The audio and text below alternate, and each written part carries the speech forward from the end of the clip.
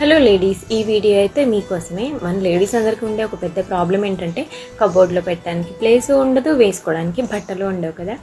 So నాకు కూడా అలాగే అనిపిస్తుంటుంది అప్పుడప్పుడు. సో మన దగ్గర ఉన్న శారీస్ అండ్ దుపట్టాస్ తోటి మనం శారీ అనేది ఇక్కడ రీక్రియేట్ చేద్దాము. సో నేను ఇక్కడ బ్లాక్ కలర్ శారీ అనేది తీసుకున్నాను అనమాట. నార్మల్గా శారీ ఎలా డ్రేప్ చేసుకుంటామో స్టార్టింగ్లో అలా డ్రేప్ చేసేసుకోవడమే అండి.